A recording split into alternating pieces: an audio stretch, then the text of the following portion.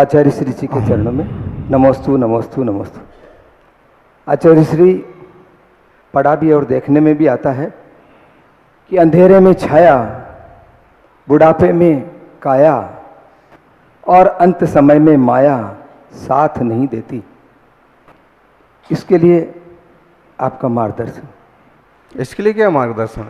आगे के लिए मार्गदर्शन आपने ही कर दिया है, तो बस यही करो कि आप बुढ़ापे के पहले ही संयम ले लो और जीवन पूरा होने के पहले साधना चालू कर दो, और उससे जो कुछ है कम से कम अपना धर्म ध्यान, अपना पुण्य, परिणाम की निर्मलता तो अपने साथ जाएगी, और एक भाव सुधर जाएगा तो फिर इन सबों की जंजाल की जरूरत ही नहीं पड़ेगी। ओम नमस्ते महाराज। नमस्ते गुरुदेव। आज बहुत सूक्ष्म मतलब आज ज़्यादा समय नहीं लूँगा मैं आपके उसमें। कल आपने कहा था आप ऐसे प्रश्न पूछते हैं। मेरी शंका पूछने से पूर्व, मैं क्या है कि रिपोर्टर हूँ, मेरे पास पूरे विश्व से फ़ोन आते हैं, तो मैं सिर्फ एक लाइन में जो मेरे पास फ़ोन आते हैं विश्व जनमत के, वो आचार्य सुनील सागर जी महाराज के चरणों में क्या भावना व्यक्त करते हैं, वो एक पंक्ति का और समय मैं लेना चाहता हूँ कि विश्व जनमत आचार्य सुनील सागर जी महाराज के चरणों में क्या भावना व्यक्त करता है। वो मेरे पास लगातार फ़ोन आते हैं, तो मैंने अपनी पंक्तियों में उनको व्यक्त किया है सिर्फ एक ही लाइन में। आँखों से तो कम देखा है, आँखों से तो कम देखा है श्रद्धान से, वाणी से भी कभी पुकारा ध्यान से। एक अलौकिक बात निराली कहते हैं हम अपने ज्ञान से, हे गुरुवर सुनील सागर जी महाराज, आप हमें लगते हो इस युग के भगवान से, इस युग के भगवान से। यह महाराज जी विश्व जनमत की भावना मैंने प्रेषित की है। अब मेरी जो शंका है वो यह है कि द्रौपदी एक महान सती थी। पूर्व जन्म में उसके शरीर से ऐसी गंध आती थी कि उसका पति उसके पास एक बार भी नहीं रहा और वो उसको छोड़कर चला गया। उसने आर्य का दीक्षा धारण करके ऐसी तपस्या की कि वो द्रौपदी का जीव बना और महान सती थी। इसके बावजूद भी उसको पंचभर्तारी क्यों कहा जाता है? पांडव पुराण का स्वाध्याय करेंगे तो वहाँ पर ही समाधान दिया है कि पिछले भाव में वो आरिका जी ने देखा कि एक वेश्या जा रही है और उसके साथ 5-5 आदमी लगे हुए हैं। तो उसे ऐसे लगा कि देखो इसका कितना वैभव है, इसकी कितनी पूंछ है, लोग इसको कितना चाहते हैं, कभी मेरे साथ भी ऐसा बने, मुझे भी बहुत लोग पसंद करें। उसने अपने ढंग की भावना भाई, उसका परिणाम ये हुआ कि उसको नहीं होने के बाद भी, 5 पति नहीं होने के बाद भी उसको वैसा पंचभर्तारी का, पांचाली का दोष लगाया गया।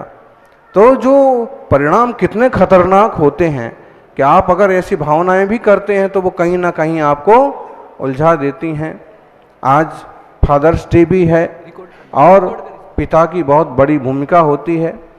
विदेशों में तो आप सिर्फ डे रह गए, एक दिन के लिए कोई माँ बाप से मिल जाते हैं तो मिल जाते हैं, वरना ऐसे ही निकल जाते हैं बरसों।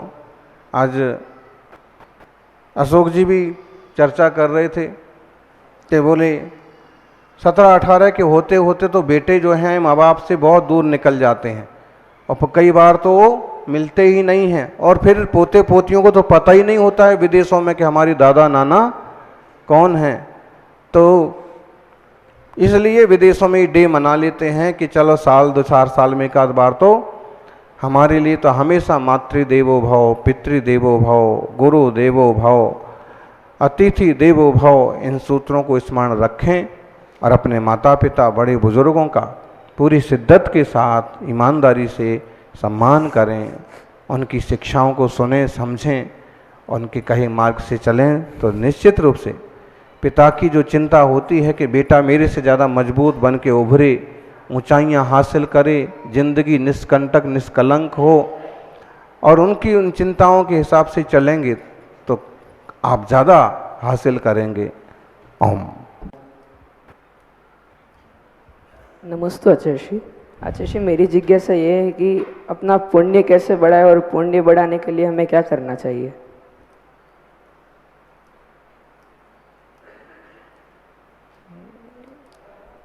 षड आवश्यक कर्तव्य जो हैं श्रावक के लिए, वो एक तरह से पुण्य वर्धन के ही मूल साधन है।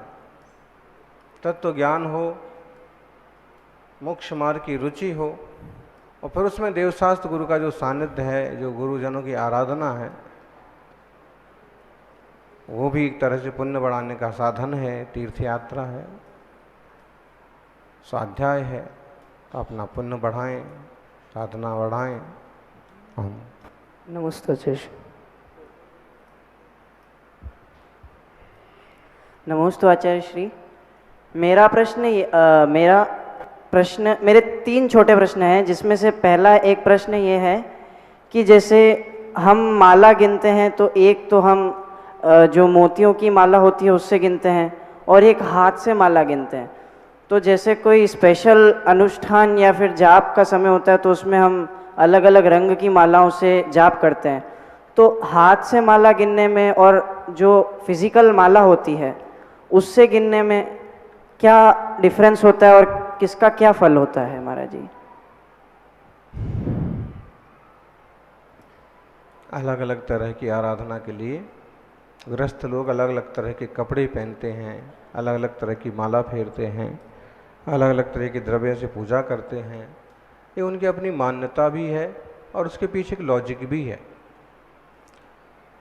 लेकिन हाथ से माला फेरना सबसे बढ़िया बात है, और हाथ की बजाय मन से बिना किसी उंगली फिराए भी ध्यान में माला फेरना और अच्छी बात है।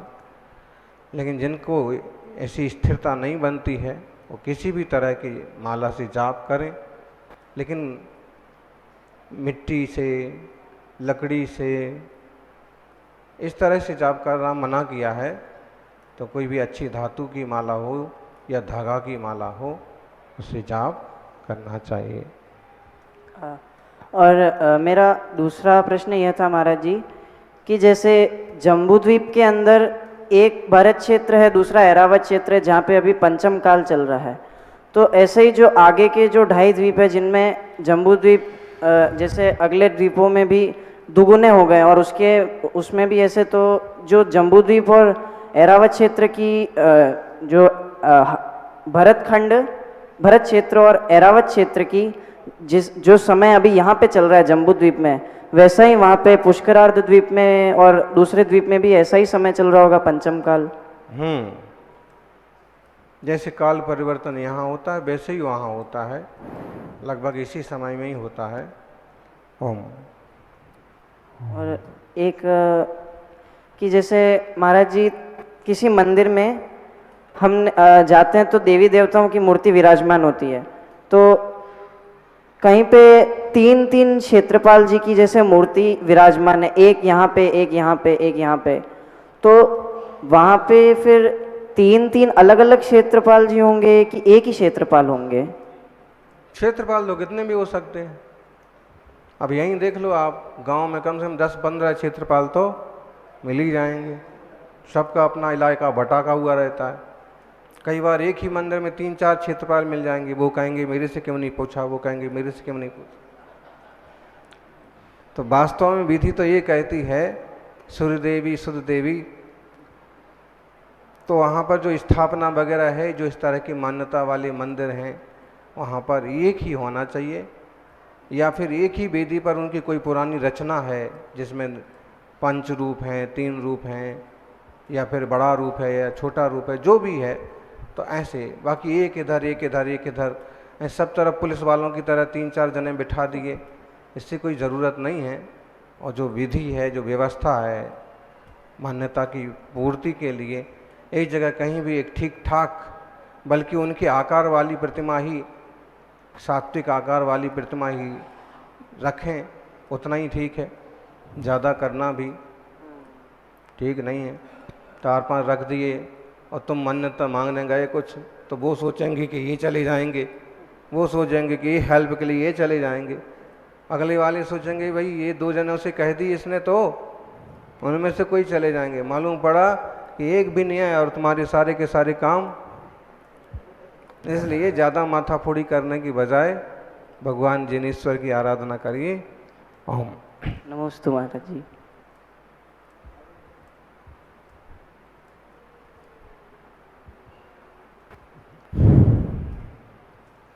नमस्तु आचार्य श्री जी। नमस्तु नमस्तु नमस्तु। महाराज जी, मेरी जिज्ञासा है कि भावमंडल में 7 भव दिखते हैं, 3 भूतकाल के, 3 भविष्यकाल के, 1 वर्तमान का। महाराज जी, भूतकाल के अपने उससे तो कोई अपने को मतलब नहीं है, भूतकाल के भव से तो, और वर्तमान से भी अपने को कोई खास मतलब नहीं है। लेकिन भविष्य काल में अगर अपनी पर्याय कोई ऐसी वैसी हो, मतलब त्रिंज गति नरगति ऐसी क्यों, तो क्या अपन पुरुषार्थ करके उसको अपन भवों को अपन चेंज कर सकते हैं क्या? जब दिख ही गए कि ऐसा होना है तो होएगा ही ऐसा। तो हमारे पुरुषार्थ अपन कर सकते हैं। करो। जब किसी प्रत्यक्ष दर्शन ने आपको बता दिया और किसी विशेष ज्ञान में चीज़ स्पष्ट हो गई है तो निश्चित रूप से वो ऐसा होने वाला है, तभी वैसा हुआ। और अगर उसमें कोई लाइन पुरुषार्थ की है तो वो भी उसमें आना चाहिए, आपको मालूम पड़ना चाहिए। फिर भी आपको जब ऐसे दिख जाएं 3 भाव, फिर बताना, फिर बताएंगे क्या पुरुषार्थ करो। और नहीं, जब तक दिख रहे हैं तब तक जनवाणी में जो कहा है उतना ही करो, वही बहुत है। नमस्ते महाराज।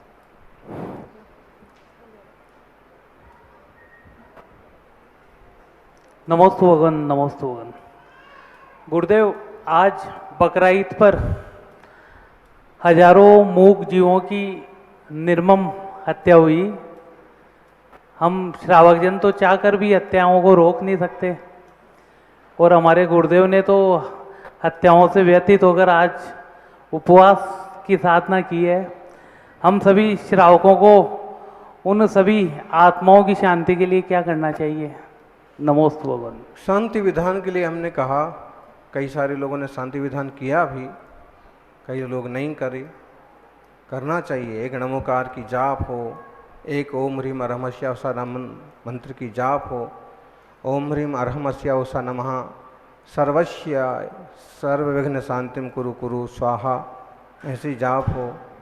सबके जीवों के कल्याण के लिए प्रार्थना करें कि कोई तकलीफ में ना रहे, सबका जीवन शांत हो। वास्तव में उपास करने का तो हमारा मन था, मन रहता है, लेकिन आज कुछ ऐसा था कि उष्णता बहुत ज़्यादा थी, तो सोचे कि चलो अपन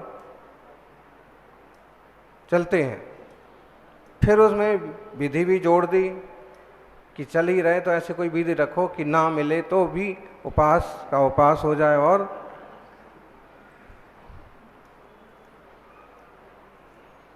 तो फिर कलश और ध्वजा तो थी, लेकिन जब मंगल कार्य होते हैं तो मांगलिक प्रतीक भी बनाए जाते हैं, रंगोली वगैरह भी बनाई जाती है।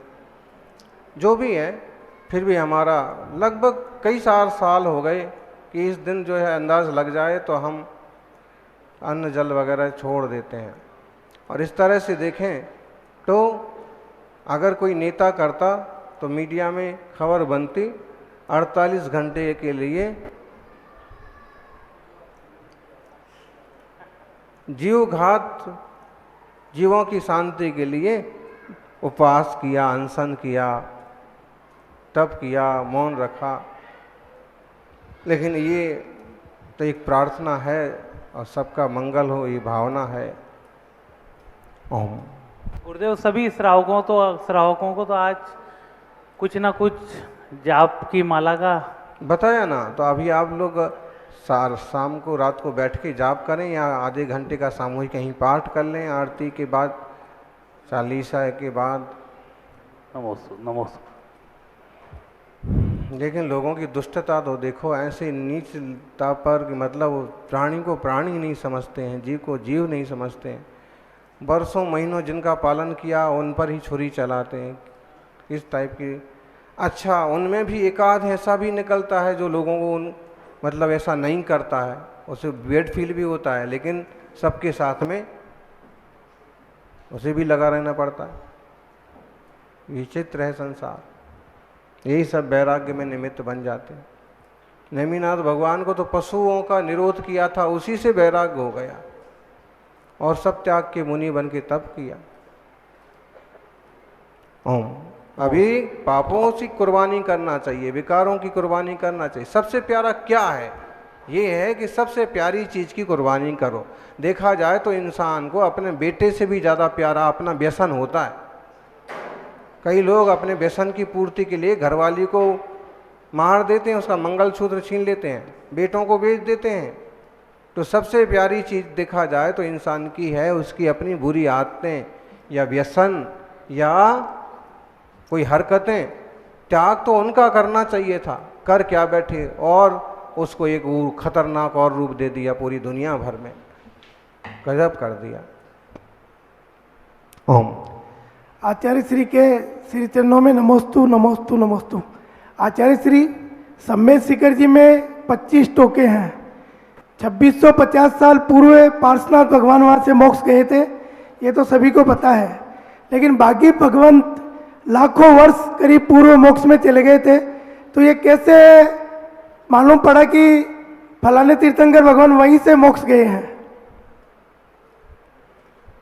तीर्थंकरों की दिव्य ध्वनि में आता रहा, उस तरह के ज्ञानी लोग होते रहे, और वह एक पीढ़ी दर पीढ़ी परंपरा चलती रही और लोगों को मालूम पड़ता रहा।